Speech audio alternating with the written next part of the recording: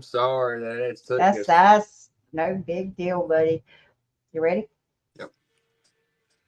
Good evening, and welcome to the Not So Perfect Bigfoot show. Tonight, I have one of my favorite people in the Bigfoot community, and when I say he is high speed, low drag, this man, he doesn't slow down for anything. Every time I go to his YouTube or his Facebook group, he's always got his hands into something, and he's got the best attitude, and he's one of the most positive people that I have met in the community. And I want you guys to welcome Harley Owens, researcher from Tennessee. Harley, how you doing tonight, buddy? I'm doing extremely well, and I'm glad to be here. And thank you so much for the kind words. Yeah, it's a very energetic, and I just love being a part of this community. I'm hoping to see some of my friends in here in the chat tonight. I posted on my channel, so hopefully some of them will come this way. And if they're not subscribed, they'll subscribe. So I'm looking Uh, forward to talking this evening and just raising the awareness. That's my main goal out of this.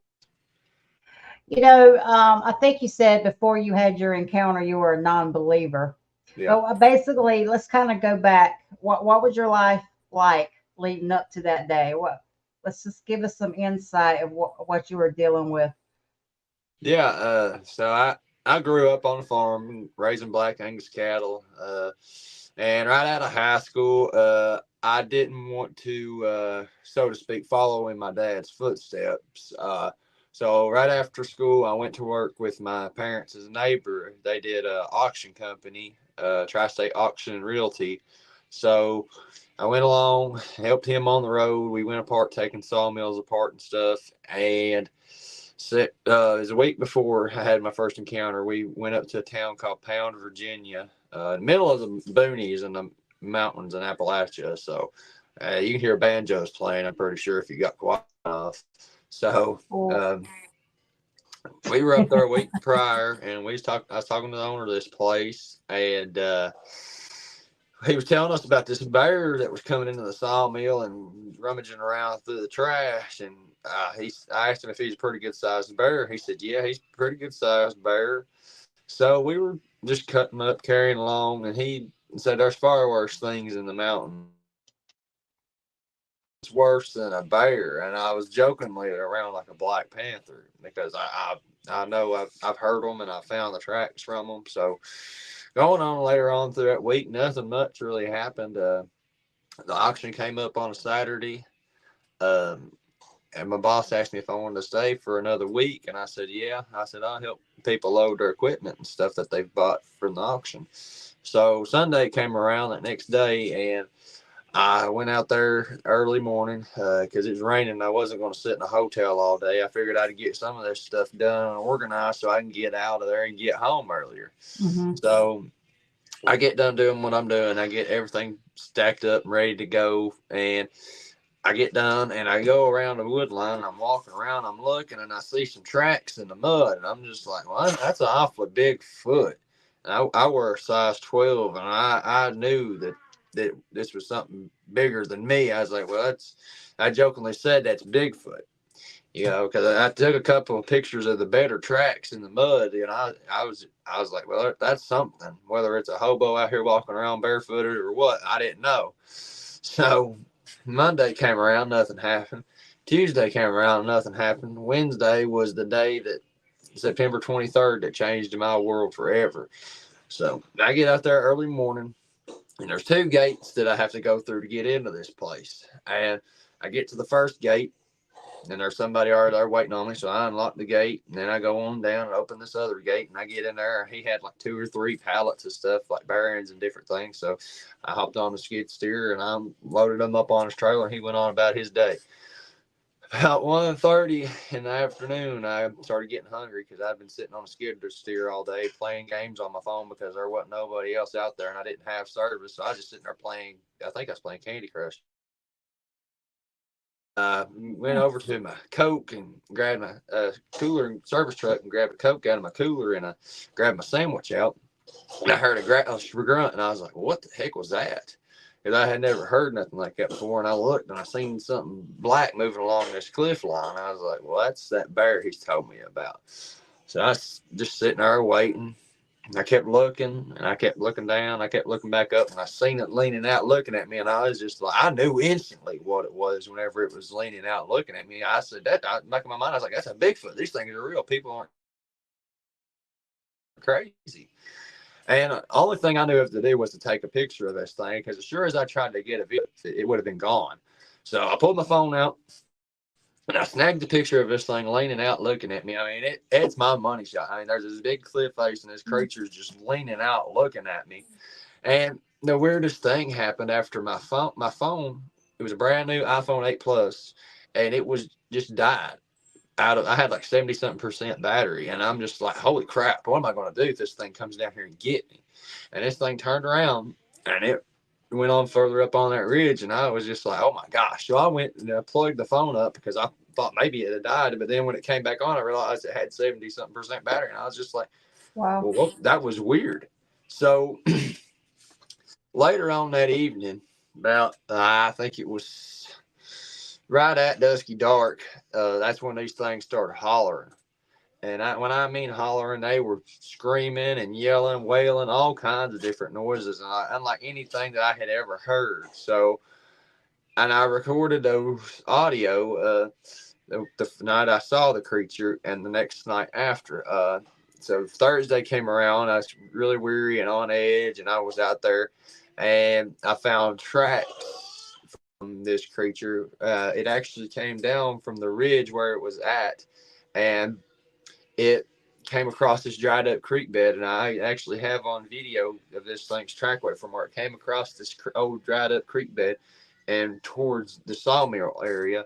And I'm 6'6", and I could not do the stride in between these tracks, and I have a wear size 12 boot, so I knew this wasn't a human, nobody playing a prank on me or nothing like that. So, and then later on that evening is when I captured the other two sets of vocalizations. They were much further off, but they were still pretty impressive. So they were about 15 minutes apart. So I've got three different vocalizations from these creatures. I've got photos and videos of these tracks, and I got a photograph of this creature. So needless to say, that's all I wanted. I had the proof that I needed, for people to believe me, so to speak. So Friday came around and I was leaving, so I just stopped by this little drive-in called Robo's. So I pulled in there and I got out and I got me about to eat, and I seen some old timers sitting at the table. So I get out and I go sit down with them, and I'm just like, y'all ever seen anything weird around in here, like something that's not supposed to be here? They just kind of looked at each other and they said, well, what are you talking about? And I said this, and I showed them a picture of it, and I showed them the videos of the tracks and photos of the tracks, and I let them listen to the sounds, and they all got real quiet, and they looked back and forth at each other, and one of them said devil monkeys, and I said, so that's a Bigfoot? And they said, yeah, devil monkeys, wood boogers, Bigfoot, mountain giants, it's all the same thing. So Devil I was just, monkeys. yeah, that was something I had Wow. never heard, and it still stuck with me to this day, 4 years later.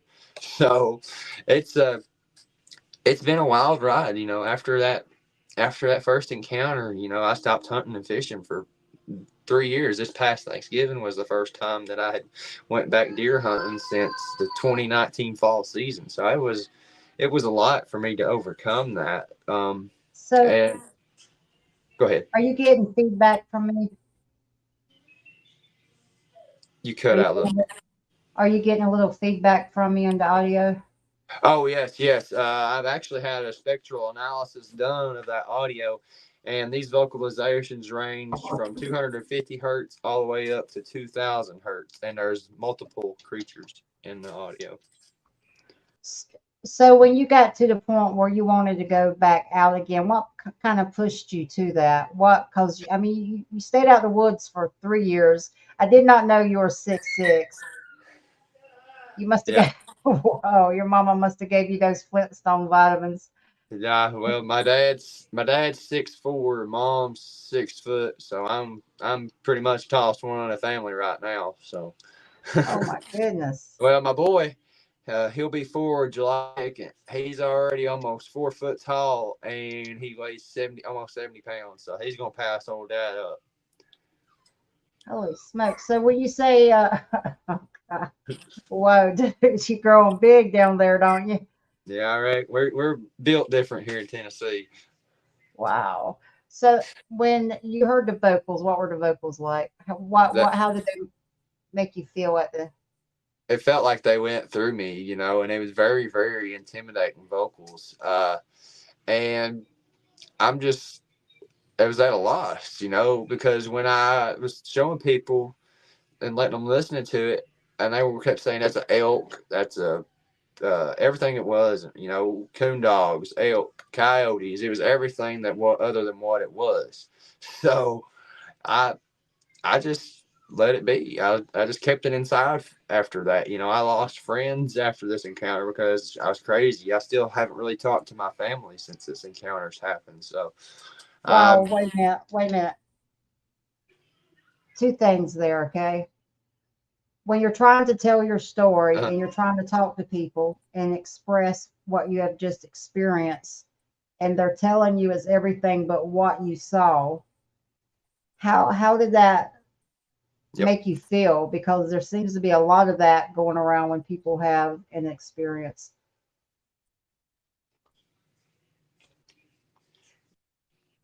Yeah, you're cutting out a little bit, Miss B. Can you hear me now?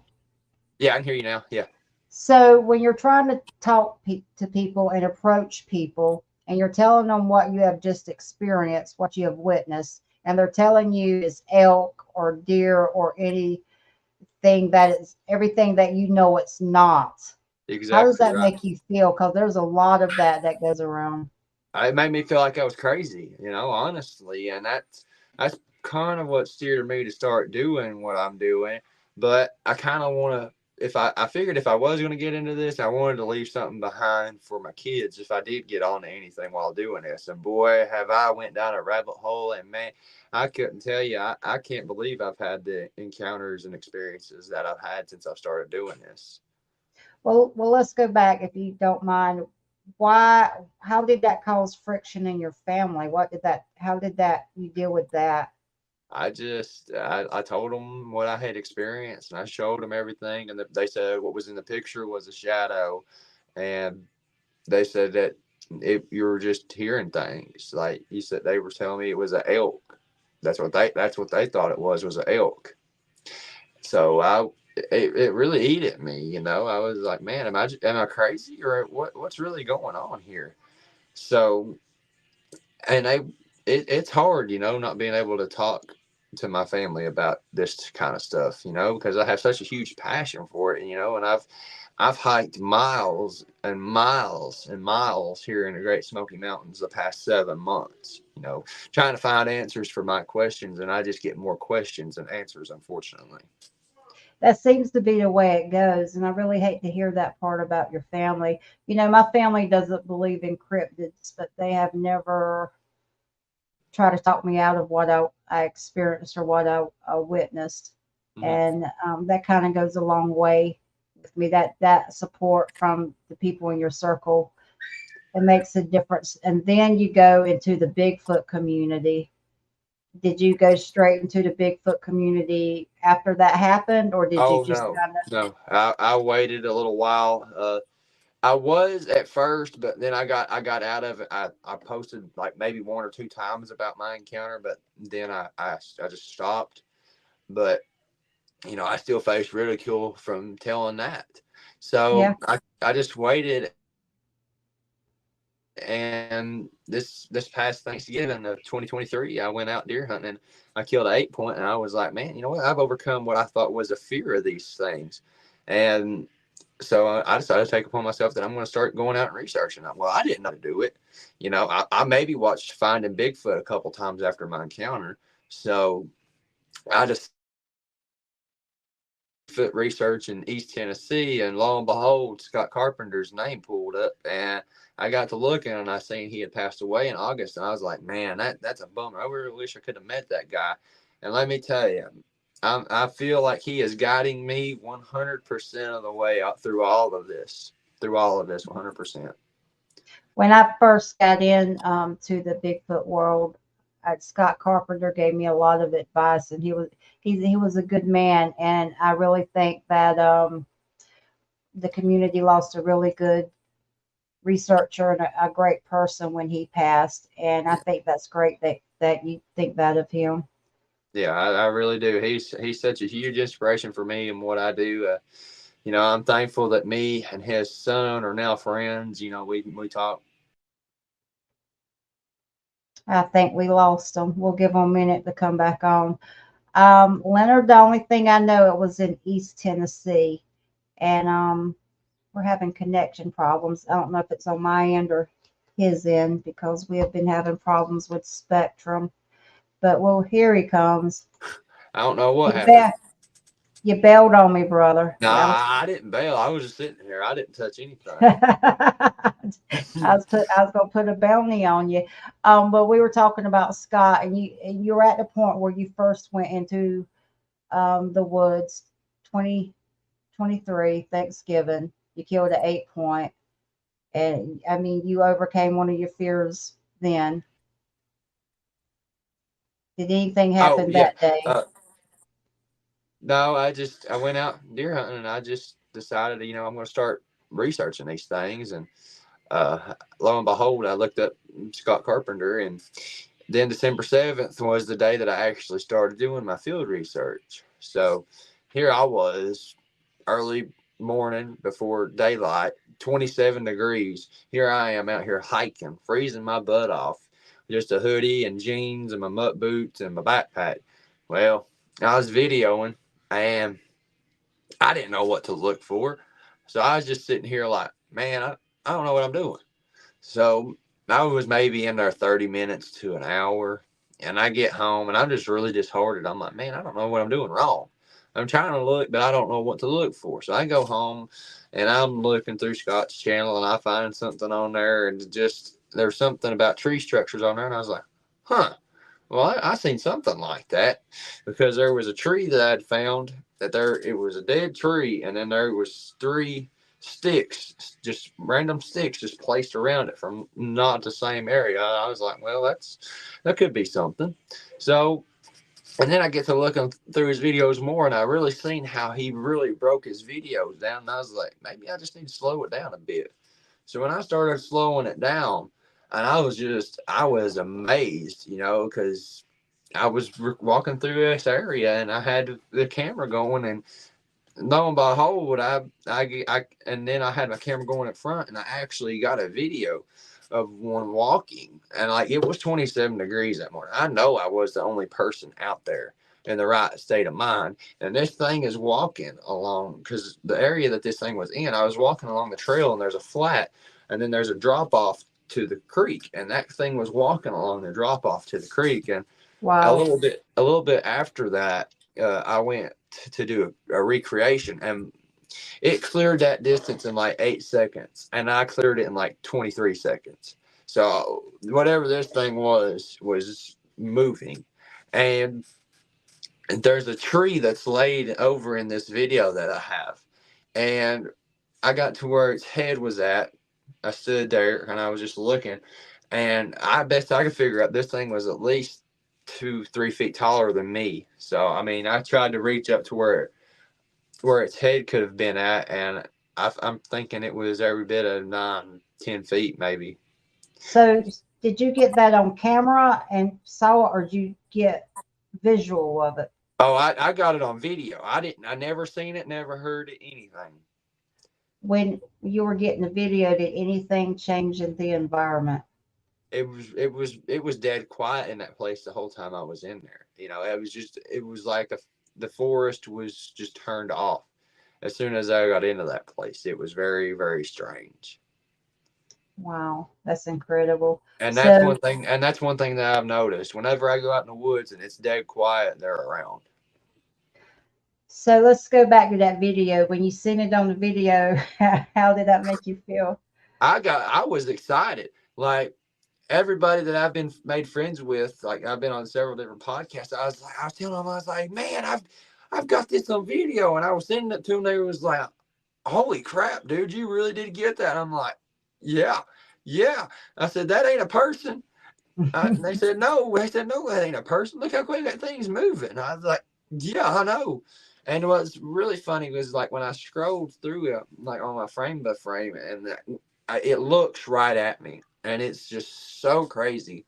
And I lightened it up and everything because it was kind of dark when it was moving through that area, and I lightened it up, and you can see its eyes and its nose. It looks like it has a beard. It's crazy looking. It literally turns and it looks right at me, and I couldn't believe it. It was unbelievable.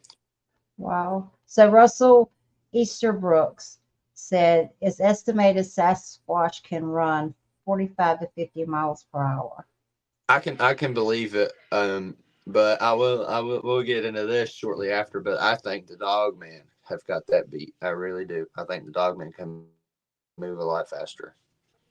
Well, the Bigfoot, they kind of move. They're really fluent when they move. It's almost like they're on air or something.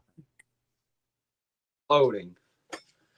Sometimes they won't leave a track.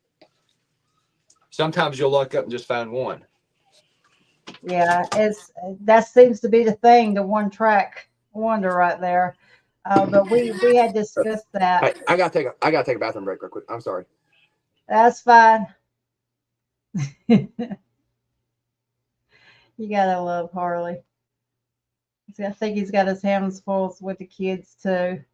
Probably dad of the year right there. But Russell, I'm really interested where you got that information from. I find that really interesting. That's pretty fast. Thank you, David. He is a great guy. He was scheduled to come on a while back when I first started the show, but we kept missing each other. And then he got busy with his own podcast and his own stuff. So he hit me up a few weeks ago, and I was like, sure, come on the show. I'd love to have you. And I want to thank everyone that's in there. David, Russell, Brian, Northern Blue Eyes. You guys, she'll be on the show, and she is fabulous. She is coming up. We're gonna pre-record hers, then we're gonna do a live. But I really wanted to capture her story. As I said, I'm going back to the point where I really want to tell the story behind the people, then go into the experience, and that's one thing that we're going to do with her. Hello, Justin. Thanks for jumping in. Leonard, Patrick, hello. How are you? And I think that's Kat is here. Kath, All right, I'm back.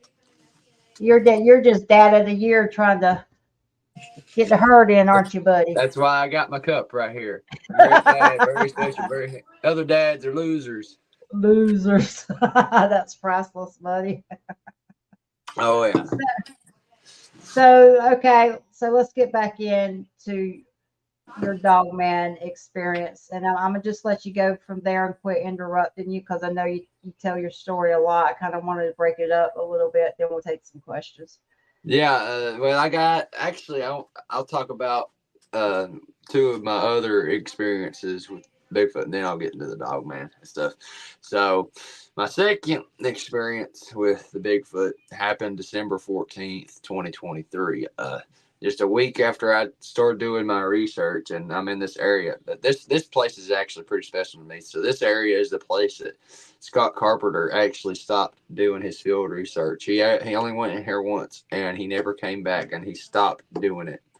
So when I was in there this time, I had my wife with me, and we were hiking along this trail. And on our way back out, she looks over and she says, "Look at that. That looks out of place." And I said, "Yeah, that's odd looking." She said, "That looks like it's out of a war movie because he's still broken and they're just sticking up out of the ground." So I go over there and I told her to stay on the main trail. So I walked off the trail about 30 yards and I was looking at it, and there was two trees laid like this, and there was something laying in between these two trees. So I was just looking at that and I was like, that's something big been laying there. And that ain't no black bear.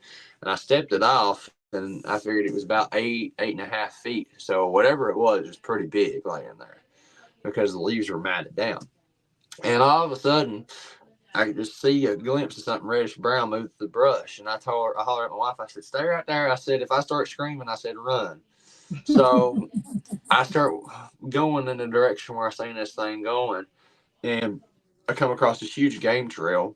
and there's high breaks up on this game trail, and I'm just sitting here in the middle of this big game trail, and I just get this feeling I need to look to my right, and I stop, and I turn, and I see it. He's reddish brown. He's got gray skin, and this thing walks in behind a tree, and I'm just like, oh my gosh. You know, my first encounter with one was about 70 yards away, and it was up on a cliff. I'm at ground level with this one, and it's 30 yards away. Wow. And I'm just like, oh my gosh. I had my pistol on my right hand side, so I was ready just in case.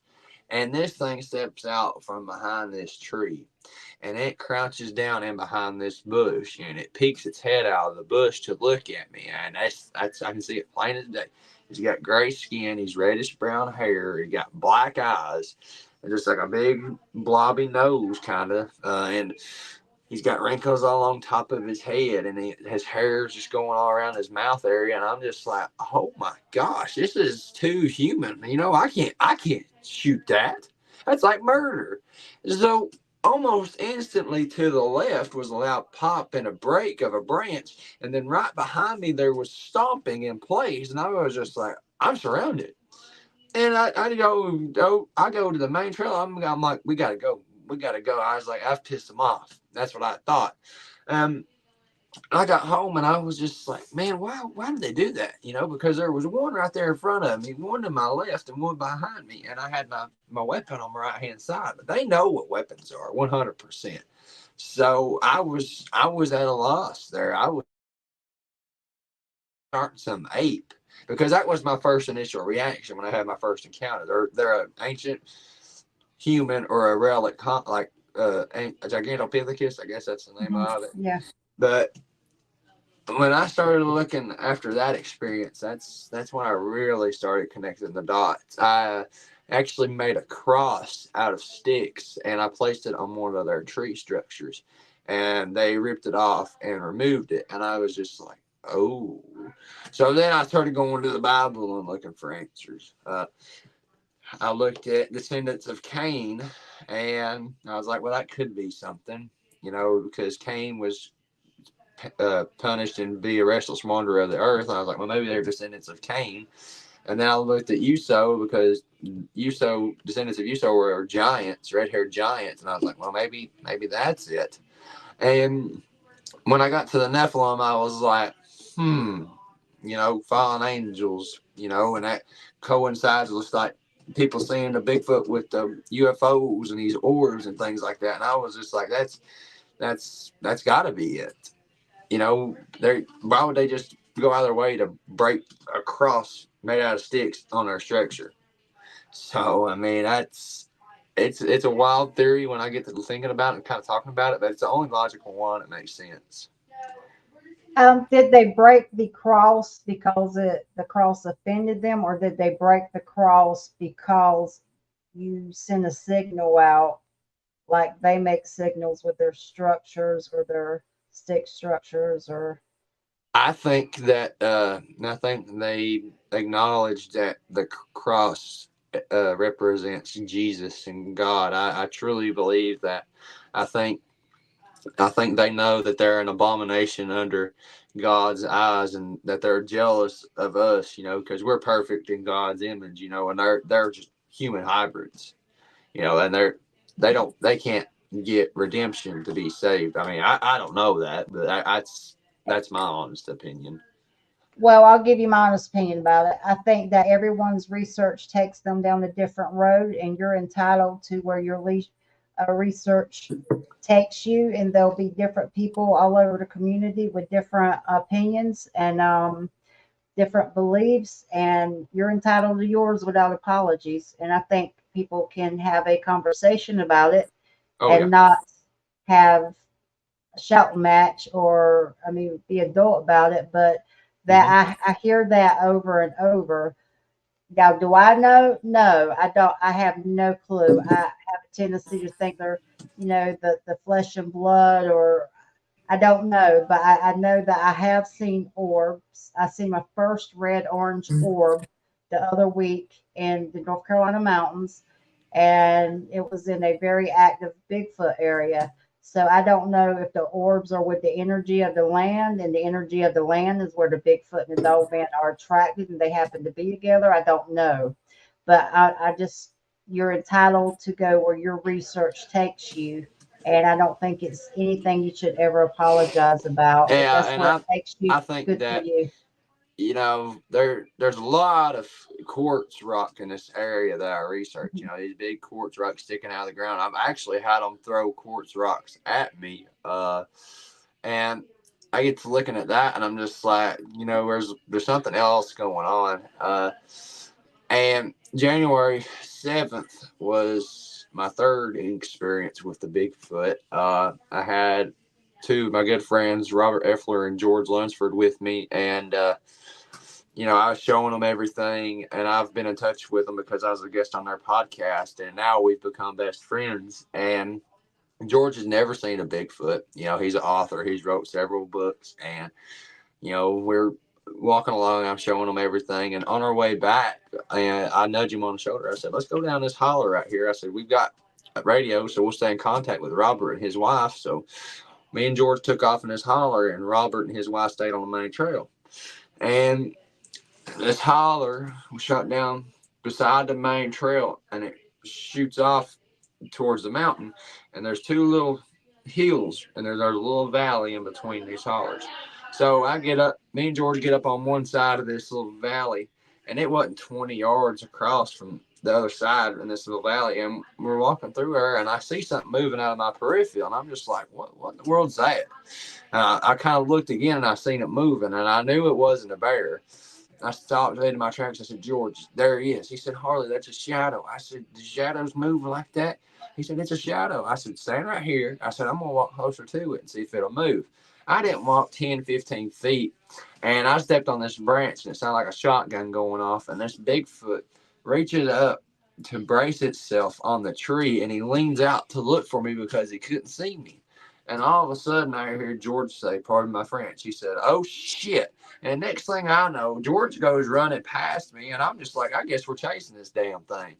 And so we take off, and we get to the tree where he was at, and there's three perfect toes in the moss. There's the three middle toes are there perfect. The pinky toe's barely there, and the big toe's barely there. And we went in the direction that this thing went, and it was like just a funnel through these laurel trees. And so we take off through there, and it looked a lot. It didn't look that thick, but when we started going through there, it was like a jungle. So we get to going through there, and Rob's radioing over to us. He said, "What already y'all got stirred up?" He said, "It's a Bigfoot." He said, "Well, something just came running through the woods like a bulldozer." And he said, all of a sudden it just stopped. He said, a bunch of crows came flying out in front of him. And we said, "Well, he's coming your way." He said, "Well, he just stopped." So we get working our way back around, and we meet up with him. And best thing we can think of is this thing cut back on me and George after it had seen Robert standing in the main trail, and he just cut back around behind us and watched us. And that was a very special moment for me, taking somebody out there and making their first encounter happen. I couldn't believe it. I could not believe it. So he found out it was not a shadow. And Patrick says they blend in Are we having anywhere. issues on audio? I can't hear you, Miss V. I said, Patrick said they blend in anywhere. You got me now? Can you hear me? Yeah, I can hear you good. I can't hear you. This is weird. Hang on. Can you Hang guys on. in This chat is hear me? strange. Like, I can't hear you. Can you hear me? Like, can Yeah, you I make can a hear you comment or something fine. if you can hear me? Yeah. Chat, can Can you you hear guys? me? Can you guys? Yeah, I can hear Can you fine. chat? This is strange. I don't know what's going on. I I don't have know no what's going idea. on. This is crazy. Well, let me leave the studio and come back. I guess I don't know. Okay, Pat, can you Brian hear can hear Patrick? both Can you of hear us. me? Yeah. Okay, you can hear both. Well, I can't hear. I can't hear Miss V. So I'm gonna sign out and sign back in. This is very strange. Hang on. Well, Well, that's just how my day's been going, y'all. Um, I don't know if they're having storms or what's going on. I don't know. It No, looks we're not. cloudy. We're not having any storms. It's sunny here. Yeah, It's Stephen. my voodoo. It's that Vicky voodoo coming off. I'm jinxing Oh, the everything. Vicky. The Vicky Voodoo. That's what my kayak name. I named my kayak Vicky Voodoo. That's what I'm gonna name a Jeep too. I was gonna name it Thunderstruck, but I think I'm gonna name it Vicky Voodoo. All right, carry on. So yeah, after that encounter had happened with George, I couldn't believe it. I literally took somebody out there and I made his first encounter happen. That was very special. And hearing him talk about it, it's on a whole different level. Like it has changed his life forever. I can get him in touch with you and he can talk about his experience because he just nails it to a T. I'm just trying to keep it short. And I don't want to keep up too much time. You know what I mean? Well, you know what? This is your show. You take all the time you want, but let me play Monday morning quarterback. I am a behavior person. I I mean, I could see a footprint, or you can get all the DNA you want, but I am a behavior person. What would you have done if you know you were surrounded by at least three of them? What would you have done if they turned on you and felt cornered? Because even if you look at them as them being animal like, the worst thing you want to do is corner up a wild animal because they're going to come out that corner at you. And I'm not saying, you know, I don't I'm just know using that. what I would have done. I guess I'd have been a missing 411. That's the only way I could have think about it. That's it's their domain. You have to Uh-huh. respect them and Well, you got some guts, that's for sure. You definitely got some come guts. to you, so to speak. And that's one of my big pet peeves. I'm not going to holler and do none of that other stuff. I'm going to let them come to me. Yeah. So Patrick said he thinks they're autistic. Would you agree with that? Dang on, this is weird. I cannot hear her. I don't know what to do. It's that Vicky I've got good. Voodoo.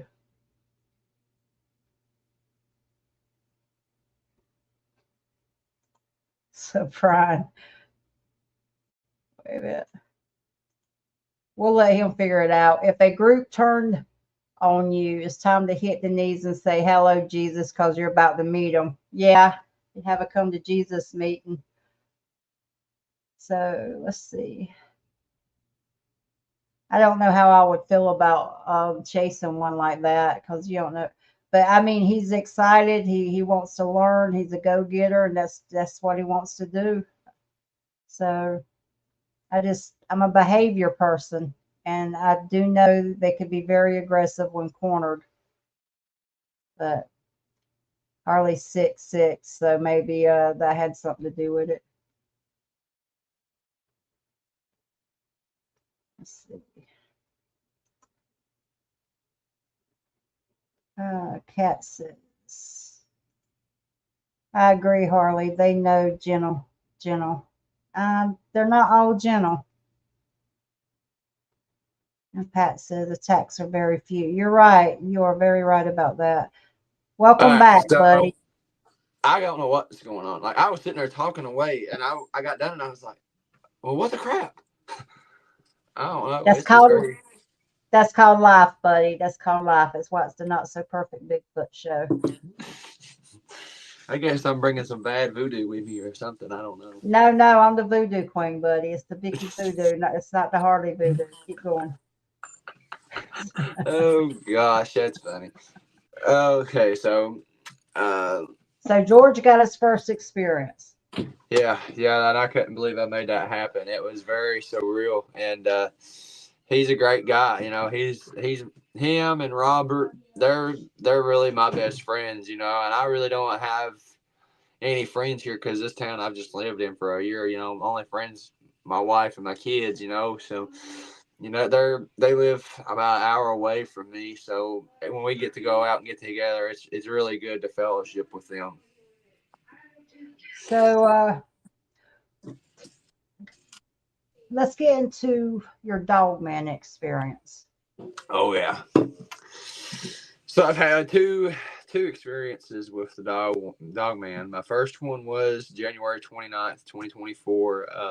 I think I'm going to go to my normal area where I'm researching Bigfoot, and I'm hiking along in this first area, and I'm finding some signs. I find this huge asterisk broken, made out of trees, that's laying flat on the ground. It's a perfect asterisk.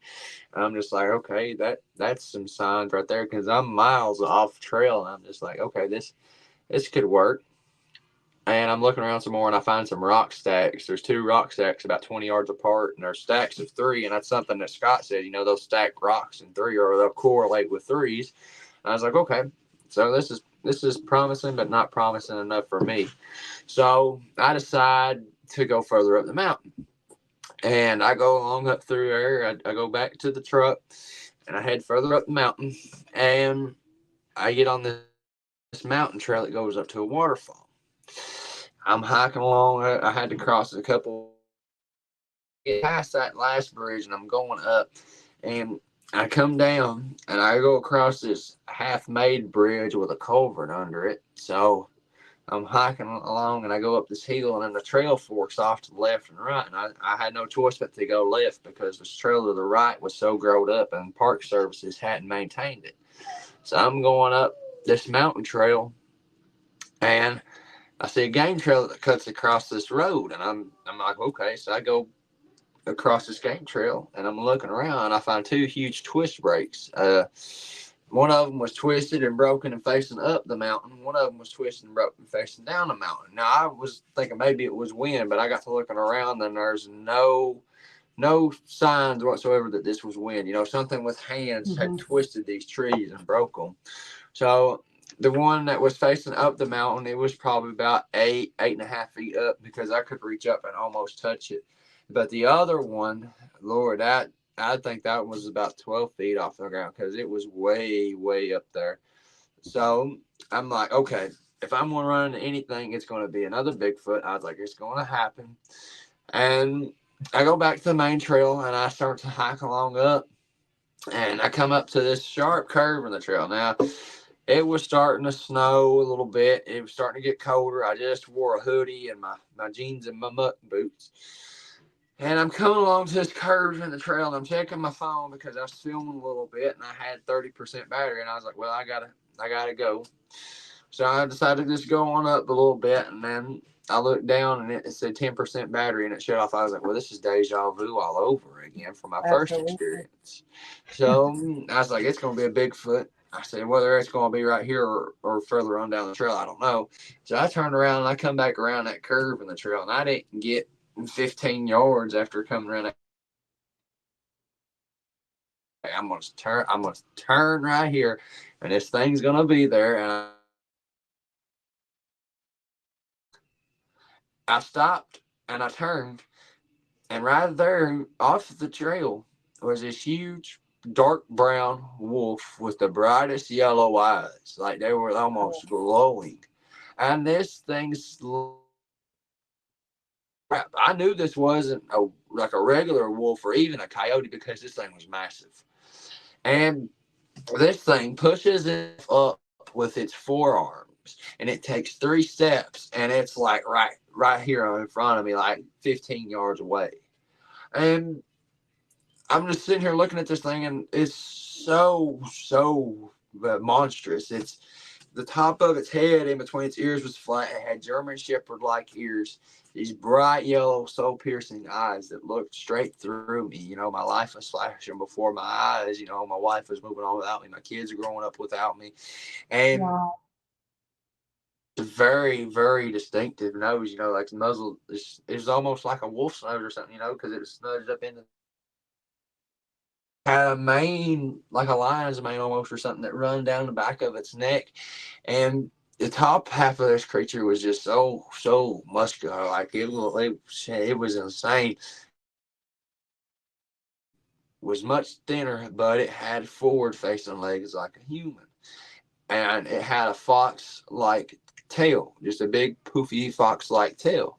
And the hands were the eeriest part about this thing. They were very, very like a raccoon's hand. They literally looked like giant raccoon hands. That's the only best way that I can describe it. And this thing still it's still kind of hard to talk about, because this thing could have killed me if it wanted to. So I knew I had to run. And let me tell you, I have never moved so fast in my life. And I don't know how. I don't know. I guess it's not my time. I don't really know for certain. But this thing was chasing me from off the trail. It wasn't chasing me on the trail. It was chasing me from off the trail. I guess just trying to get around me or whatever it may have been. I don't know. It may have just been chasing me off to scare me. But I was running along, and I go down and I cross that little half-made bridge with the culvert, and I come up and I get to crossing this other bridge. And then when I crossed the second bridge, I think that's when it stopped following me. I can't say for certain, but I'm almost positive that's when it stopped, but I don't know for certain.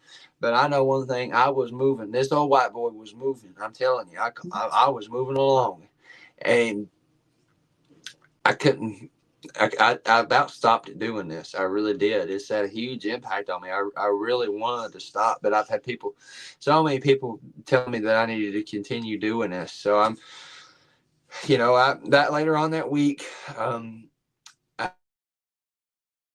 my buddy Rick and Steven from Virginia came down, and we went up to this area, and we got measurements on how big this thing was. Actually,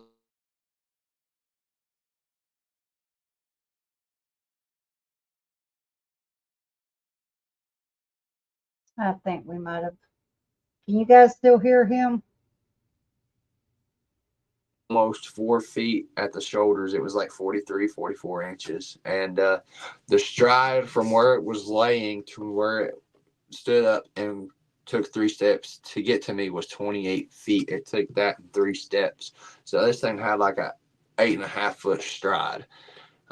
It was very, very intimidating. And the weirdest thing was where this thing was laying, and next to that tree, the compass was spinning. So it's very, very, there is a connection between these cryptid creatures and the paranormal. And I want to encourage everybody to have an open mind. It is your experience, and it's what you felt, and you're being brutally honest with it. And we need more of that. Do not get discouraged in telling what you feel. Oh, did I cut out again or something? I might have just talked right on over you, but I couldn't hear you. You got to the point where you were saying keep an open mind about it. Oh, yeah. Okay. Yeah. I was just want to encourage people to, keep an open mind about the possibility of these things being more than what they actually are. It doesn't cost anybody anything, to just keep an open mind and just think outside the box a little bit. Exactly. So let me ask you this. Where you ran toward the Bigfoot, you ran away from the dog man. I call it a dog creature or demon dog. Was there a negative feeling about it, or is it the Oh 42 yes, teeth that? yes. When you look into a Bigfoot's eyes, there's a soul there, so to speak. Mhm. And when you look into a dog man's eyes, that is pure evil. I essentially think that they're hellhounds. Yeah. Ultimately, that's what I think they are. I went through I really don't like the term dog man because I think it just shuts people down and closes their mind. I used to call what I saw a demon dog. So I Yeah, believe you I think I think 100%. I think they're essentially hellhounds. Honestly, Yeah. So was that your last experience with one? April 28th was my second experience with a dog man. This actually happened 20 minutes from downtown Knoxville on some wildlife management area land. And me and my stepdaughter's dad went out turkey hunting on this land. I've never been there before. And this was the first time I had been turkey hunting since the spring 2020 season. So we go out there, and we get out there about 4:30, and we get out of the vehicle and we hit the owl call to see if we could get some toms to gobble. Well, we had two gobble them, and they were further off. So we decided to go try and find these birds. Well, after sunlight, they shut up. So we get to go along. We're looking for them in these big open fields. They're out there strutting, we assumed. And boy, were we ever wrong. We never could find these birds. Ever since the sun came up, they shut up. So we come out of one of these big open fields, and there's an area there where the wildlife management area has some stuff set up to take care of the place, like mow and the fields and stuff. So we go into the woods next to this area, and we're walking up this creek bed. But as soon as we started walking up this creek bed that's going up this hill, I noticed there was something starting to follow us, and I wasn't going to say anything until he heard it. So we keep walking along up through there, and it was about 20 minutes later, and we're still walking up this creek bed, and he said, something's following us. I said, yeah. I said, it's been following us for about 20 minutes now, because I had looked at my phone. It was like 9:10, something along in there, 9:16. It was some by this creek bed, and there's a tree that's laying right along this creek bed, and you have to come up out of the creek bed and climb across this lay down tree.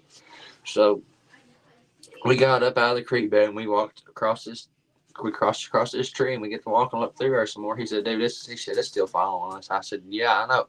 So I just stopped dead in my tracks. I turned around and I took pictures, and I just stood there and looked. And I'm just like, I don't see anything, but I said, it's something following us, and shortly after that, it stopped, and we finally get out of there. And I wasn't I was looking for Bigfoot stuff, but I wasn't letting him know that. He knows that I do this, and he's coming around a little bit. But we get out of there and we get home, and he drops me off, and I'm looking through those pictures that I took, and I'm just like, oh my gosh, that thing was standing in the creek bed watching us, because it literally just looks like a giant pit bull. That's the best way I can describe it. And I sent him the Oh, picture. I said, what do you think this is? He said, dude, what the hell is that? I said, that's a dog, man. He said, dude, that was following us. I said, yeah. He said, I can't believe that. I said, well, you do now. wow. Undenying it, man. Like he looked like he seen me shortly after I sent him that picture. He looked like a ghost. He's like, I can't believe that thing was following us. But both times, they could have caught you if they wanted to. They could have caught you, and Mm-hmm. I wonder if when it was stalking you the second time when you were around the creek area, if it was studying your behavior the same way we would study their behavior. Absolutely, 100%. I think that the Bigfoot and these dog man, they can sense your intentions. They can tell if you're a good or a bad person. And it's much like dogs. Dogs can sense if you're a good person or a bad person. So along with that, there's something else in the bigger picture going on. These Bigfoot and Dogman are not fighting. These things are coexisting together. I personally believe that the Bigfoot are using the Dogman to hunt, or if they're using the Bigfoot to watch their young, like a guard dog, so to speak. I think the Bigfoot do use like watchers. Like they have like their day watchers or whatnot. But I think there's some dogmen going to play with that as well.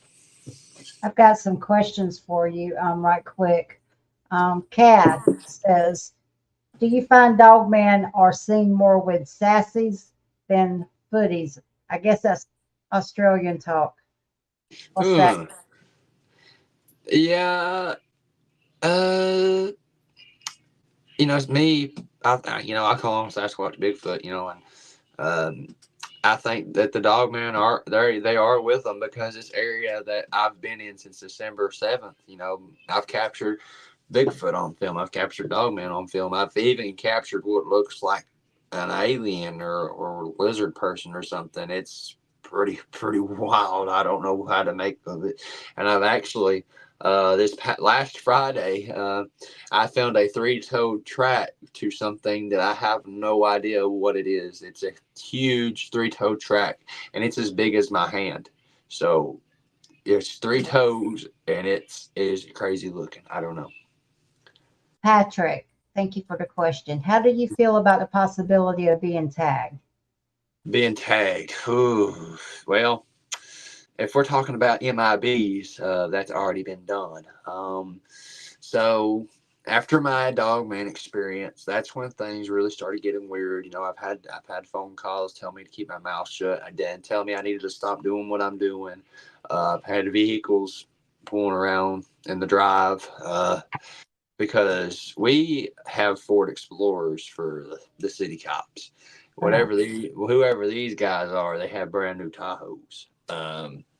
Unmarked, tinted out. Um, so a little after that had started, couple couple months back, I sold my truck, and the guy that bought my truck called me that evening. He said, "Dude, what did you do?" I said, "Well, what are you talking about?" He said, "I've got four unmarked SUVs sitting at the end of my road." I said, "Buddy, if I told you what I did, you wouldn't believe me." how does that make you feel? It's scary. Yeah, it's very scary. You know, if they decide, if they wanted to, they could take me out easily, you know, and nobody would know what would happen. Um, and it's terrifying, you know. I think about my wife's safety and my kids' safety, and you know, just if something did happen to me, I don't know how I could explain it to anybody, you know, because if they wanted to, they would just off me, you know, and it's very scary, absolutely. But So what there's people that don't like this stuff getting out. so what keeps you going? You said you had phone calls and you It that just adds more fuel to my fire. Absolutely, that good boy. fire. I Losing think you your cut out. audio. I got you right here. You got me now? Yeah, I got you. Well, it might be your people in the driveway listening to what you it might be your people in the driveway interfering with your audio, buddy. Hey, I will tell you, I did a recording with Jeremiah Byron from Bigfoot Society, He's and awesome. we were talking, and like I would get kicked out of the StreamYard studio when I started talking about Nephilim and you know Dogman and everything else. I kept getting kicked out of the studio, and I'd get to come back in, and it was just so crazy. Like we weren't. Well, he said that would happen. That is that's pretty wild there. Well, you know what, Harley? We'll keep adding you back. So we got Holy cow! I jinxed it. I jinxed it right there. I was like, they, holy crap, man! I didn't it's even touch it. okay. We'll keep adding you back, buddy. That's it's But I tell you frustrating. what I'm hearing in the background, it sounds almost like a CB sound. You ever get that? It's almost like hearing someone. It's crazy. No, I Um, don't hear it. that's your voodoo. I'm Yeah. passing on the voodoo wand to you, sir. Now, what part of Tennessee are you from? I am in East Tennessee, particularly Newport. Okay, so Patrick, any activity near your home? Oh boy, that is an excellent Oh, question.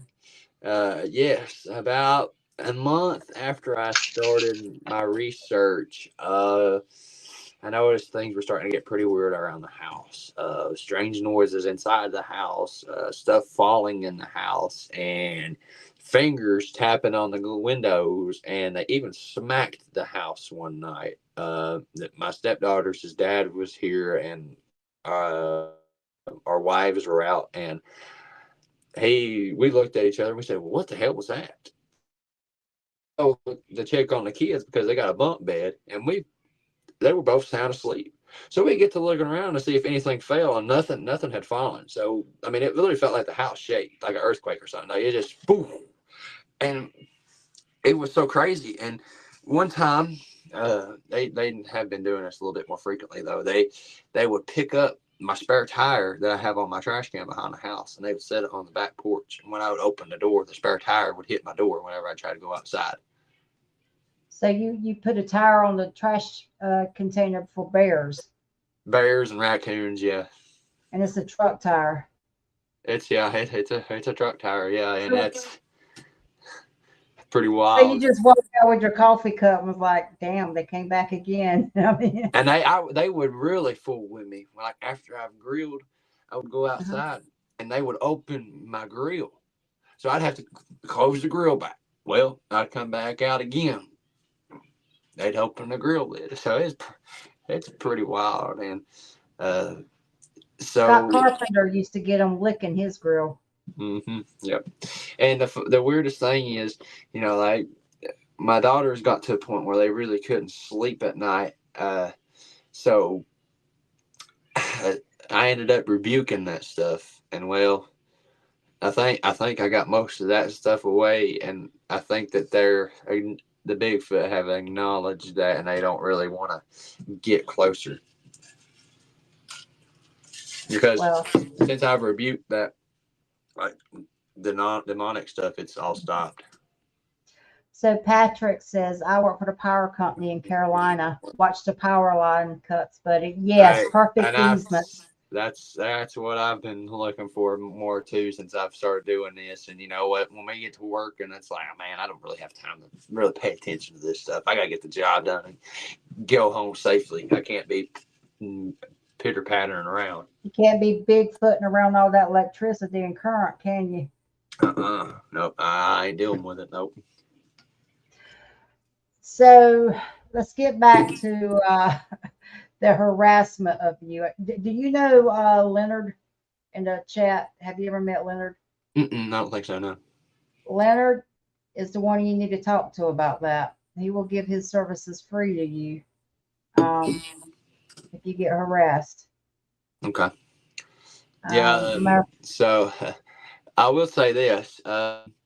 This store. It was April. Sometime in April. I was going to go out and go researching, and I couldn't get into my area because it's a one little gravel road. Parked a truck and trailer parked in the road that's blocking the only way in and out of this place. It's a brand new white Chevrolet truck with a white trailer that has red letters saying Talon on the side of it.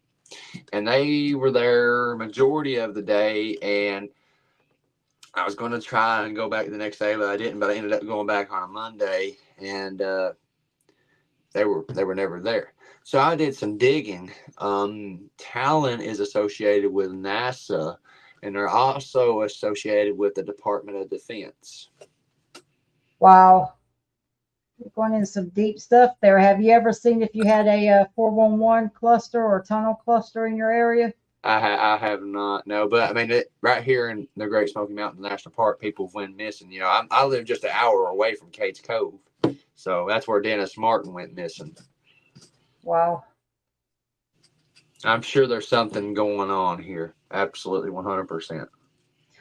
Well, when you're getting back to the high strangeness, one of my friends in North Carolina, he's been doing this almost 40 years, and he has saw some strange stuff out there. And to hear him vocalize, some of the experiences that he's pretty much said everything you have said. He's seen the dog-like creature, the alien forms. Have you seen orbs yet? My first night investigation back in May, Rick saw a orb on the thermal. You couldn't see it with a naked eye. You could see it on the thermal, but I didn't get to see it on the thermal. What I saw on the thermal was an upright figure because he was keeping pace with it, and he handed me the thermal.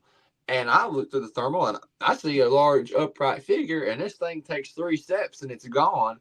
And then almost 5 minutes after this thing had crossed that road, and there was chimpanzee like vocalizations, and then further up on the mountain there was what sounded like a large owl. So Hmm. we couldn't find his DRO5 recorder that night, but we ended up finding it the next night, and we actually got audio recordings of bipedal footsteps, like large heavy bipedal footsteps through the forest. When you know, don't you? Exactly right. Yeah, like I seen that his eyes got real big, and he was sitting there, and I was like, "Well, what is it?" Because he had these big old headphones on. He said, "Listen to this," and I put them on, and I was just like, "Oh my gosh, that is unbelievable." This is all in the same area. Yep, in the Great Smoky Mountains National Park. So when you are out there, have you ever been trailed by these people in these SUVs? Have they ever got out on foot and followed No, you? they have not. They have tried to follow me there, but I put the pedal to the metal and I lose them, or I try and throw them off. I don't think they've bugged this new one yet, the new vehicle, but hopefully they don't. Well, you can put trackers on there the size of a quarter. Well, yeah, I know, and that's one. I would like to have something that way I can detect that, but I think there's an app you can use. yeah, they probably put it in your fuel tank or something. They probably would if it makes you wonder what they're looking for or what they think you're on top of. That- Yeah, it's So, true. do you think they know you when you these dog creatures? Do you think they know you by your scent, or I think they know me just about. I think I think these just like the Bigfoot do, so to speak. You know, if you've heard the term, you're marked by the Bigfoot. They've marked me. I think the dog man have as well. So, and I've had people tell me that the dog man that I experienced back in January was a hybrid done by the government, but I can't say for certain. oh, well, there's a lot of speculation. It could very well be an hybrid done by the government, but that might be what they have experienced. It doesn't mean necessarily that's what your experience is. We Right. don't know. But the way that this thing's legs were, all the stories that I've heard, they had backwards facing legs. This, Uh, what I've seen, had forward facing legs like a human. So it was very, very strange. that is strange indeed. Could well be in hybrid. I mean, There ain't they nobody expert in this field. And if they say they are, they're full of crap. have you ever heard of Plum Island? Yeah. There was a lot of shady stuff going on in Plum Island, but Well, they're the I'll tell reason you we have this. I'll tell you Lyme this. disease. And go ahead. I'll tell you this. Oak Ridge Nuclear Facility. It's in Oak Mhm, Ridge, Tennessee. That's where they made the atomic bomb. For mhm. when they bombed Japan. Uh, there's a lot of shady stuff going on in there right now. Apparently, CERN is in there pretty deep. If you're not familiar with CERN, are you familiar with CERN?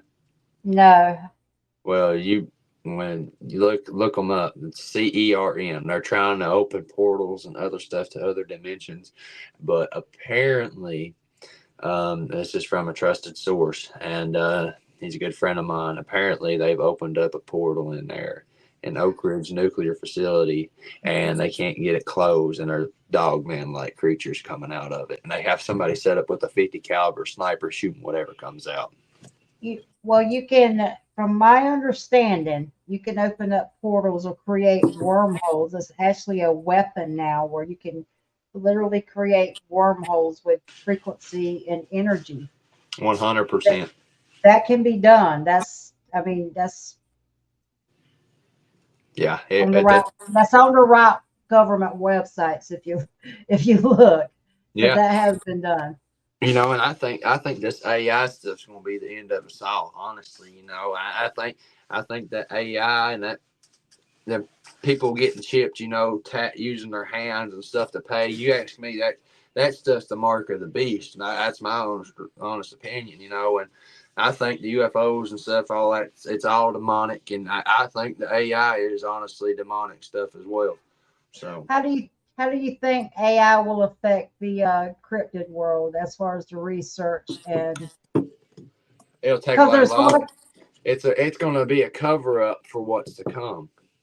These things are going to start popping up more and more and more, and before this world ends, it's going to be in fire because God said He wasn't going to flood the world again. He said the second time would be in fire. Before this fire, which is going to be nuclear war, the beast and beasts of the earth will come out. So the beast It's either going to be Leviathan or Behemoth, but the Bigfoot, the dog, man, anything else is going to come out too. Well, when you look at the dog man, if you look back even during the ancient times, there's actually carvings on the walls and pictures of dog heads. I mean, Saint Christopher was said to Been a when you dog look at man. when you look at certain pictures of him, he's portrayed as having a dog head, and I just think that's all interesting. But getting back to AI, there's going to come a time when AI gets so good, even when you get something solid and you get that perfect photograph, you're not going to be able to tell if it's real or if it's not. Yep, exactly right, and that's why I think that's why it's coming out now, because they're trying to cover up what's going to come. It even talks about the rich is going to hide in their bunkers. Well, the rich are making bunkers, so there's something coming. And they're keeping a lot of people hid from it. And honestly, I think that this UFO disclosure is coming out because the rapture's coming, and they're going to blame all these people going missing from the rapture on being abducted by aliens. Because if you listen to some of these alien abductions, some people rebuke that stuff in the name of Jesus, and the abduction stops.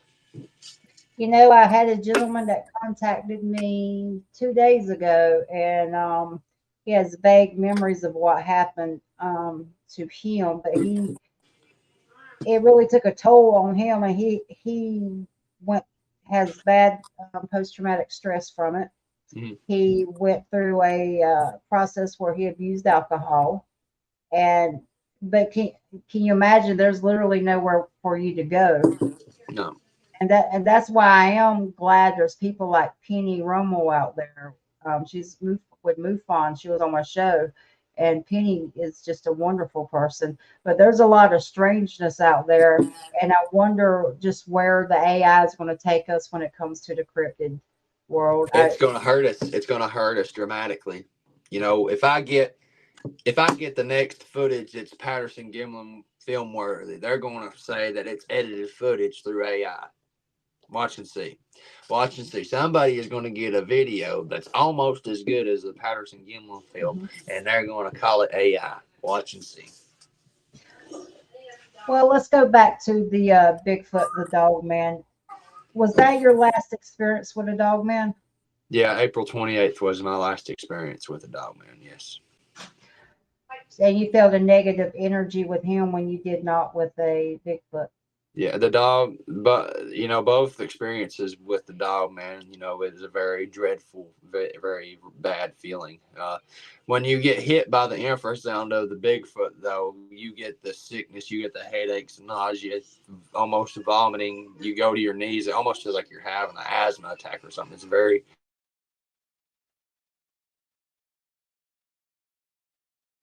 But there he goes again.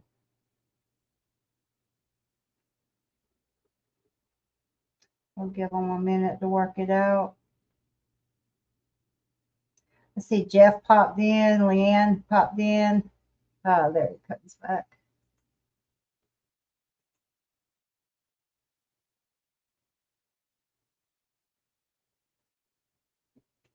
So it's definitely Harley has the voodoo stick tonight. It is not the Vicky voodoo anymore. It's the Harley voodoo. I think he's earned the right to carry that stick.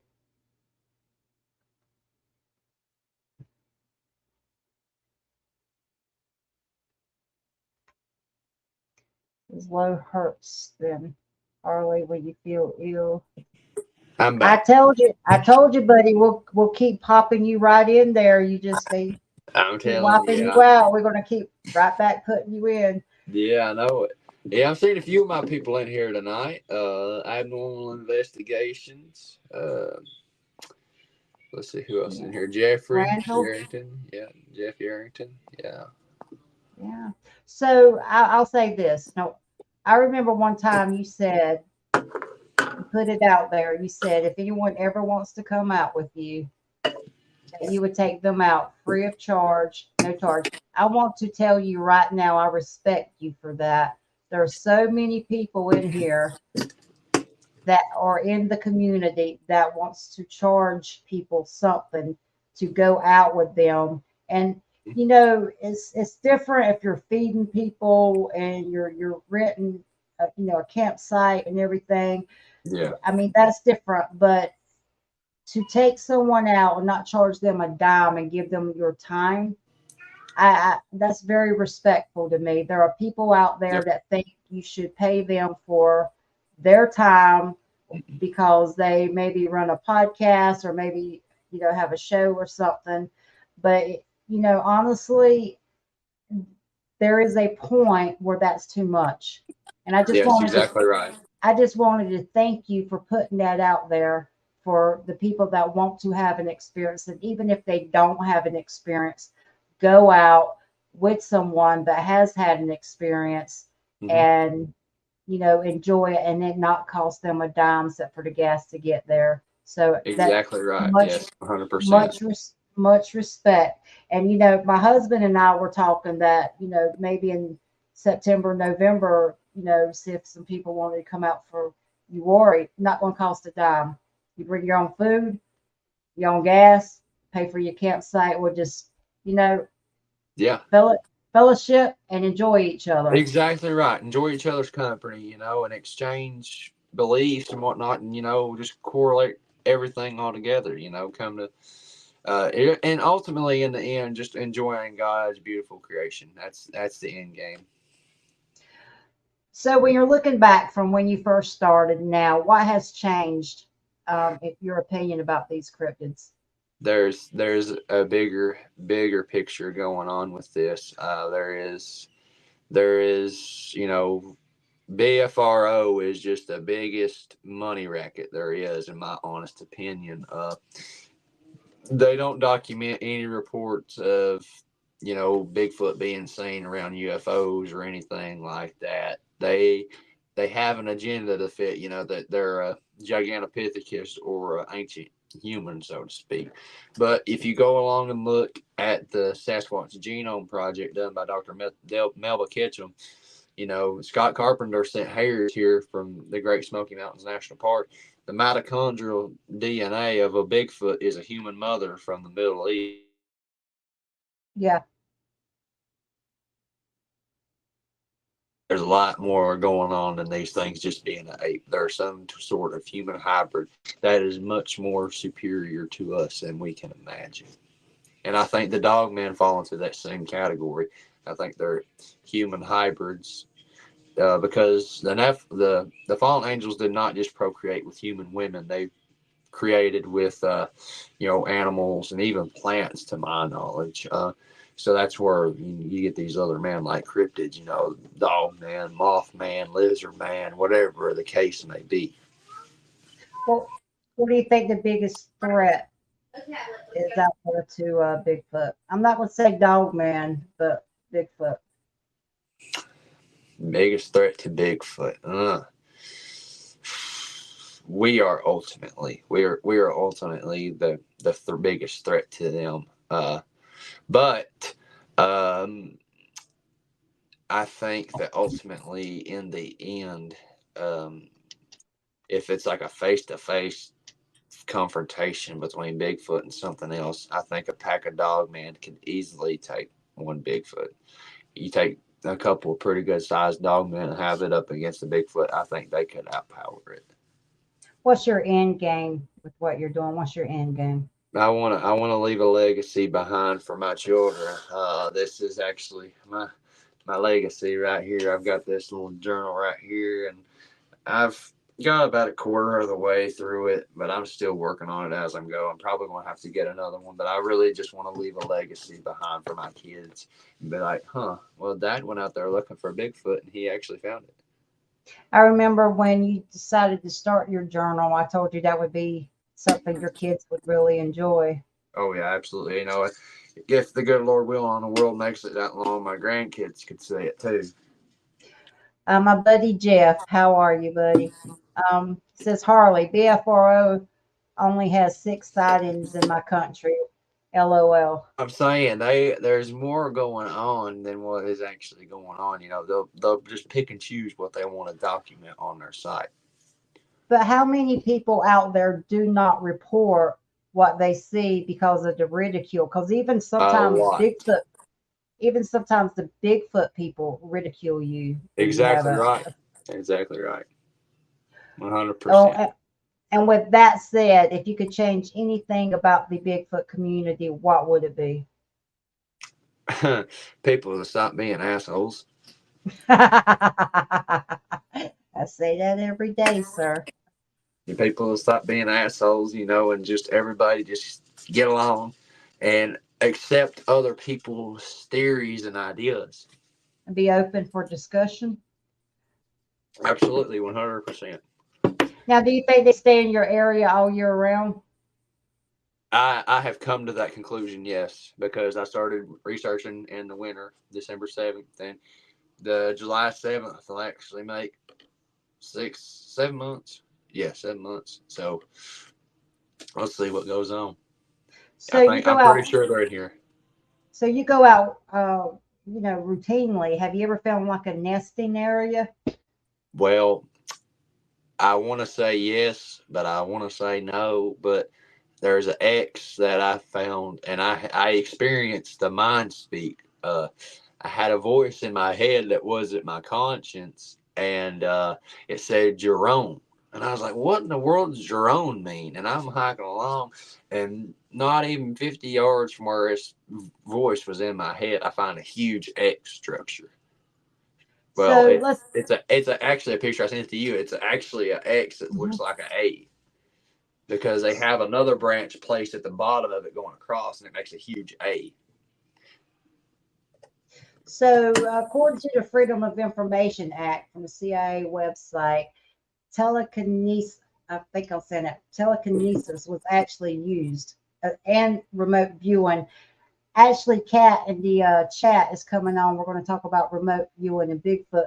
So the mind speak thing really was used by the government. So for people now, I have never experienced it, but Well, for people that you'll know when you experience it because it's literally like a voice that's in your head, but it's not your conscience. It's a very, very strange feeling. It is.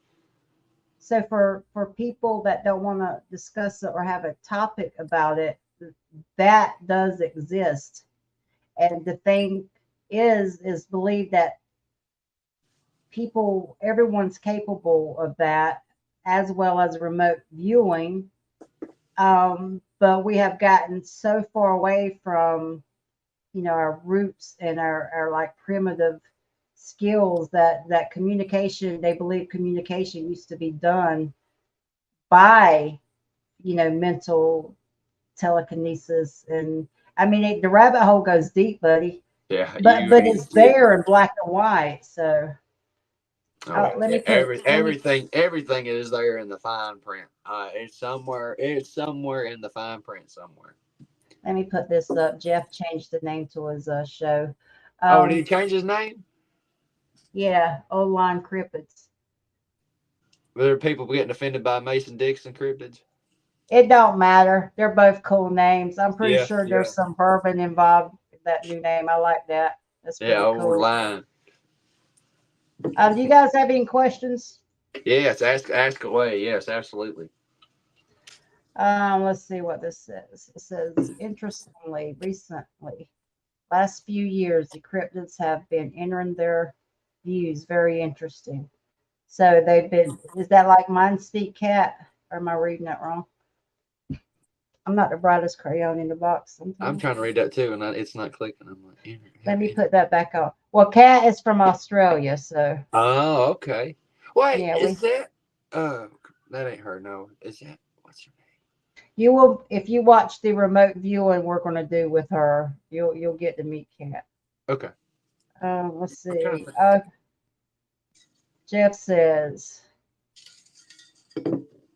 I found a map of Maryland from a researcher, and my county has 95 sightings. And when the BFRO said they just had 6.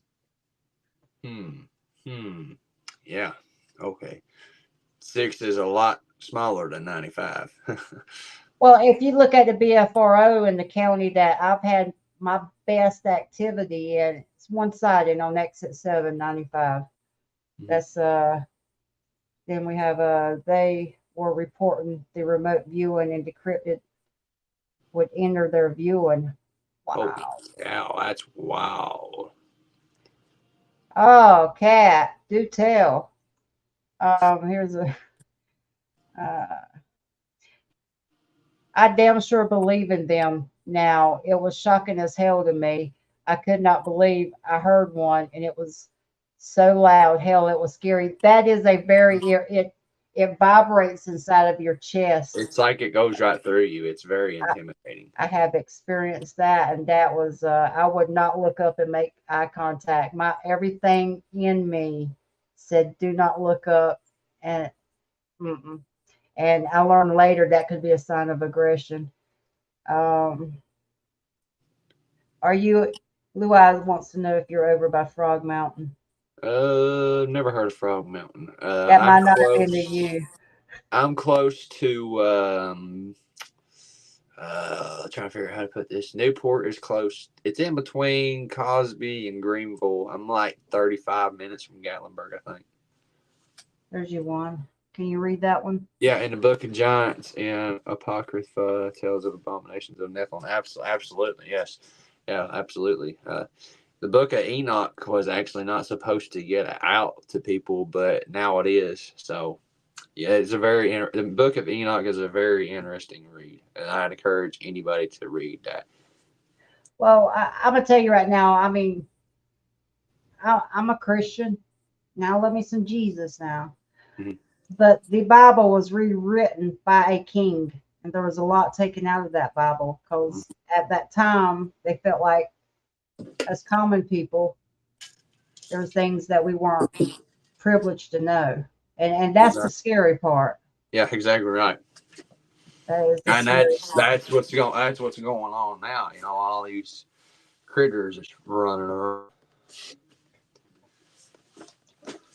So So actually, with I will tell you a funny story.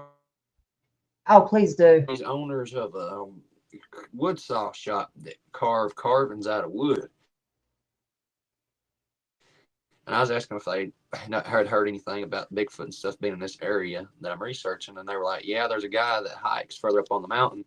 And apparently there's aggressive Sasquatch up there because they're very aggressive to him every time that he goes up there.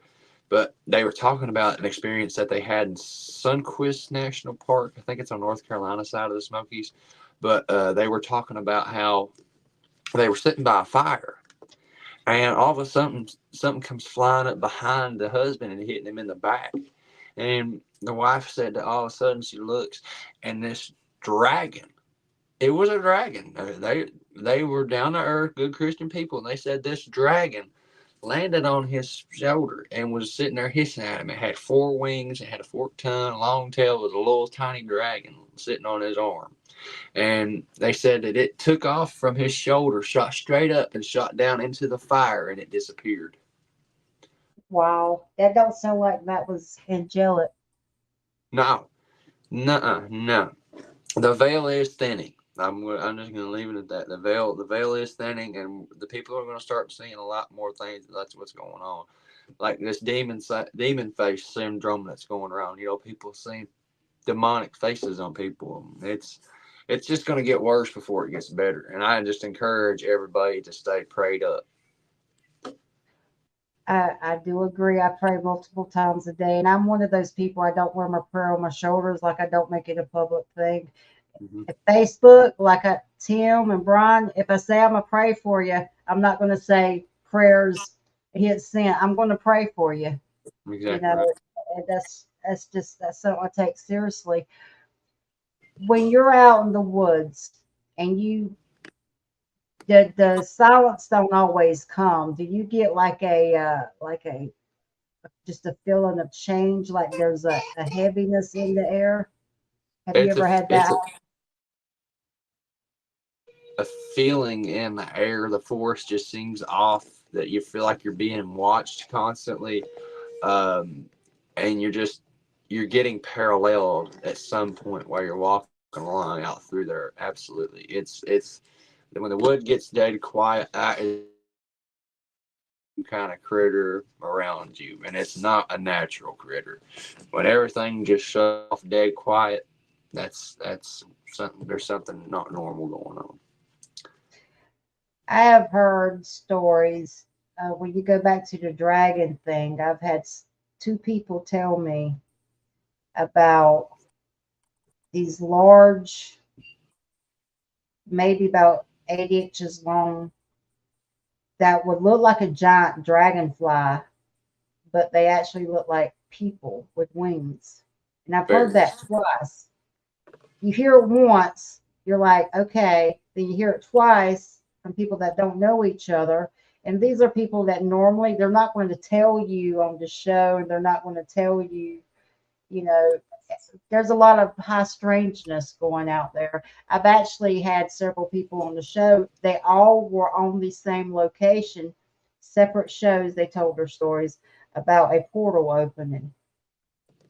And that goes back to and if you go look at Brandon's podcast, The 10 Foretales, he talks about the 33rd parallel. Mm-hmm. And that, from what I have gathered, I do not know the location, but what I have gathered, the 33rd parallel would go right through there in Yeah, that general area. I could imagine. It's just ultimately in the end more questions than answers. We don't know where these portals go, why they're popping up. I think it's a spike in the electromagnetic field. Hmm. Who's to say that these things can't make them pop up? They're beyond our comprehension. So we never know. Do you think that they're all cautious of people, or do you think that there's some out there that will kill you? Oh yes, there's good and bad ones, just like there is of us. I think I'm lucky with the clan that I'm around.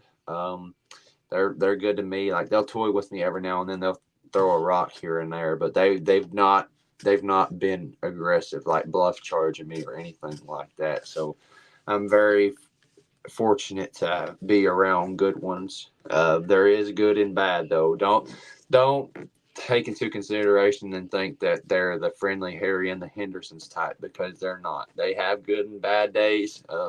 Just depends. I want to put this up here. Kath, the one that's coming on with remote viewing, she was talking to Abnormal. Uh-huh. She goes, I can assure you, I am the opposite of the E word.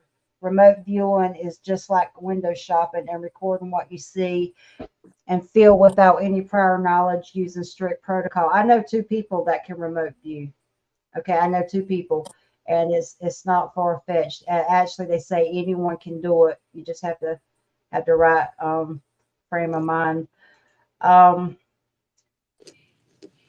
Werewolf says, "Hey Harley, Hey, evening evening Harley. werewolf. Evening werewolf. So, have you experienced a rock throwing?"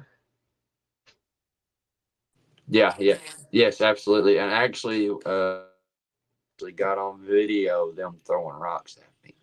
So if you go to one of my more recent videos, I actually was a little small rock. I said it was an acorn out of reaction, but it was too loud to be an acorn. So, but then like not even five, two, three, I don't know how long it was after that was thrown. There was a bigger rock thrown, and it went poof, like it was thrown to my left. I got all of it on video. Like it was crazy. What do you think they do that? Because they could hit you if they wanted Oh to and yeah, hurt you. absolutely. They could have hit me, and I think that I was getting too close to something that I shouldn't have been. Ultimately, Probably a nesting area. that's okay. Laurels. These laurel bushes are so thick, and it's excellent cover for these things to hide. I'll tell you if I don't know if a you've got money them hole. out there. Well, I'll tell you where our money hole is, or our honey hole. The kudzu vines, Oh, I perfect. believe it. I can believe it. Kudzu vines, they're like little cities inside of those vines. You get a lot of small game going through there. You get shade, you get concealment. Perfect place, kudzu vine. I always said it. If you want to have Well, an experience, these laurel trees here, the laurel bushes, laurel trees, uh-huh. whatever people want to call them, that's an excellent place for them too. What do you think their food of choice is in your area? Whitetail. berries, pretty much any small game. I wouldn't put past them eating a bear. I would think they probably would if they wanted to, but ultimately it's deer is probably a main protein source for them. I do know that they eat walnuts because I found walnuts on rocks that have been smashed open and they've eaten the. I've heard that. I've absolutely heard I that. have found that all over the place in this place where I research. There's rock, there'd be bigger rocks, and then there'd be a bunch of walnuts laid everywhere off, like from where they've busted them and they've like fell off the side of the rocks. So since you started your Facebook and your YouTube and you're kind of known in your community now, do you have people coming forward with experiences? Oh yes, absolutely. I've actually got to follow up with a couple of people to check out their locations and their property. And I've actually had just some people to reach out and just to get their encounters off of their mind. So, and that's one thing about my group is that I give people a safe place. I don't tolerate any of the ridicule or nothing like that. I've got a great admin and moderators team, and I'm very fortunate to be friends with some great people in this community. Daryl Denton, Martin Groves, Barton and Ellie, and just so many others. And I'm just very fortunate and blessed.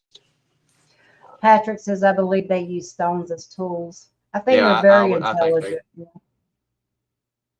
Yeah, they choose to live in a more primitive way than what we do. What would you measure their intelligence? Or how would you measure their intelligence? I think I lost them again. Give them a minute.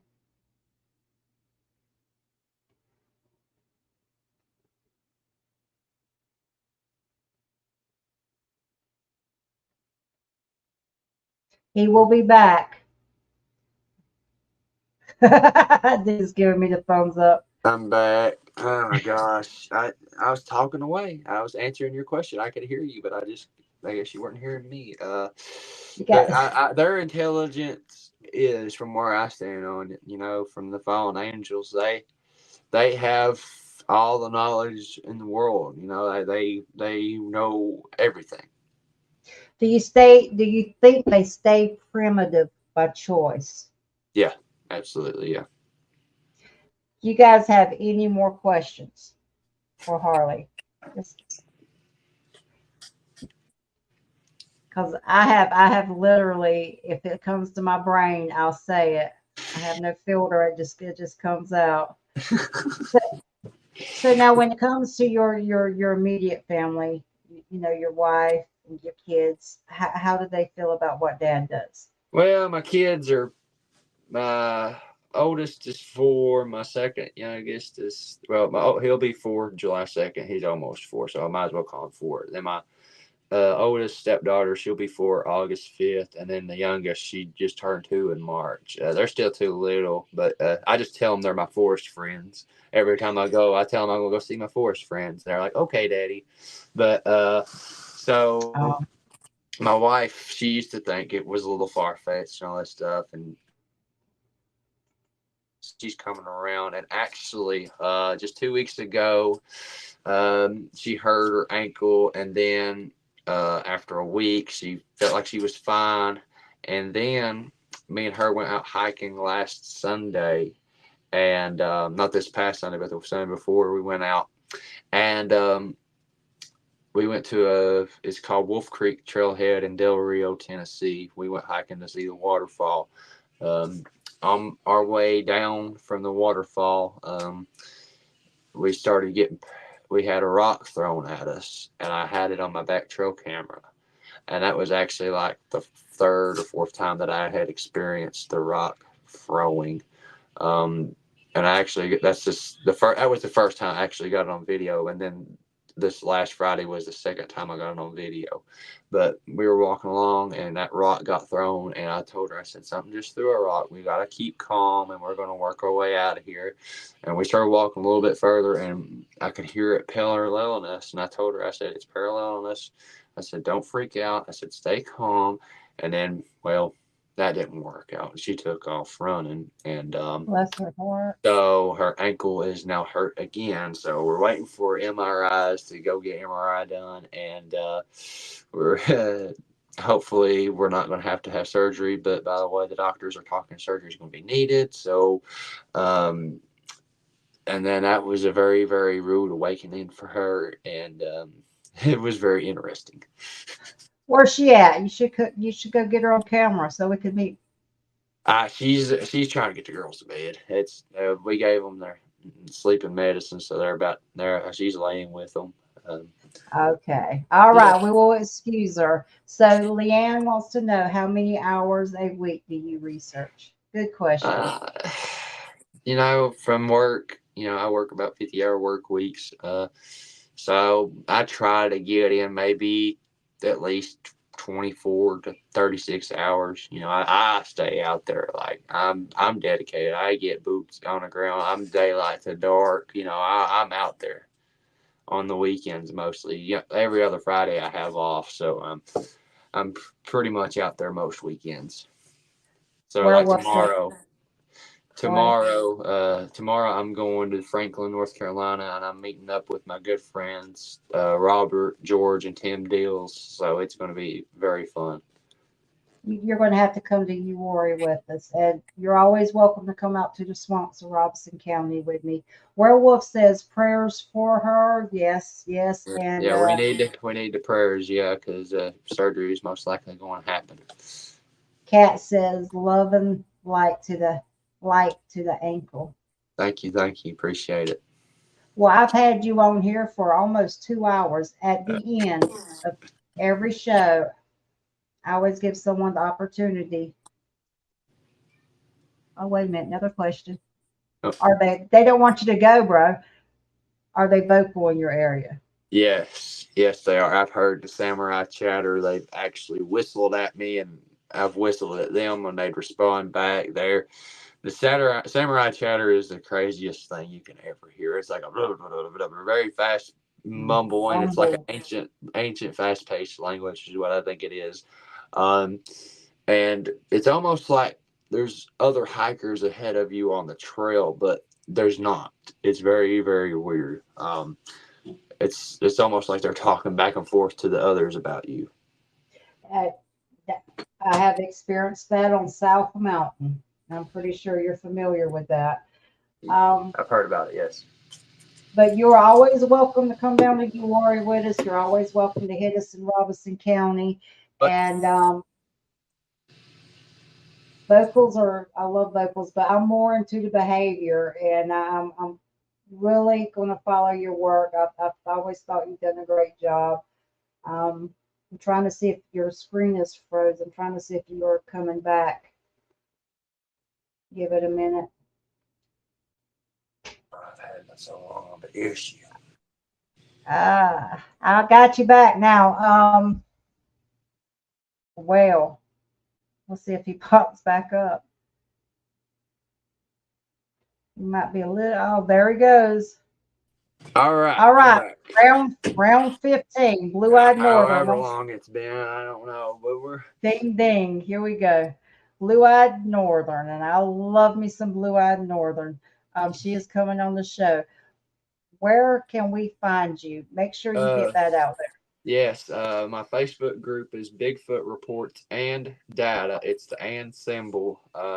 And that's my YouTube channel as well. I also have TikTok. I made it easy for everybody to find me. It's just Bigfoot Reports and symbol data. Kat, do you remember what date you're going to come on the show for the remote viewing? I'm sure Harley would like that one. Kat says, top show. Thanks for having me. Best wishes, Harley. Take care out there. At the end of the show, like I said, I always give people time to pay tribute to someone. While you're thinking about who you want to pay tribute to, I just want to thank everybody in the chat for jumping on. You guys are awesome. You guys make the show. I thank you so much for the support. There's a lot of new people in there tonight. Thank you so much. Harley, you are such a breath of fresh air in the community. I was hooked on you when you offered anyone a chance to come out and research with you at no cost. I don't care what anyone says to you. I don't care what anyone says about you. You are good in my book. And we will always get your back on the Not So Perfect Bigfoot show. And I want to thank you for that. Some people do it for money. Some people, like me, do it for the adrenaline rush. Some people just do it because they need to know. And I lost them again. So that's what I get for preaching. All right, ding ding, round 16. But here's the thing, don't ever change. Keep doing what you're doing. Oh, I'm not changing what I'm doing, and I'm almost like this is my purpose from God, to get the awareness out there that these things are real, because when I was losing my way a little bit, but and I started reading more scripture, and I've definitely come a lot closer to God this way, and I'm not going to change who I am for anything, and people deserve to know the truth, and if I can keep somebody safe out in the woods from acting like an idiot out there and getting killed by one of these things, then my goal's been made. That's good reason to do it. All right, I'm gonna give you the screen. All right, so I just want to thank everybody for tuning in tonight. Be sure to subscribe to Miss V's channel. Like the live, comment. Be sure to share. And I want to give a lot of my dedication to Scott Carpenter. May he rest in peace. He is by far one of the greatest researchers that has ever done it. He wasn't an amateur. He said he was, but he wasn't. Um, he definitely cracked the code on the Bigfoot, and I'm not Scott. I do things differently than what he does, but I'm just glad to do what I'm doing, and I'm just trying to get the awareness out there. That's my main goal. So thank you all for watching, and God bless. Thank you, Harley. You have a wonderful evening. You as well, Miss V. Thank you for having me. All right, bye bye. All right, bye bye.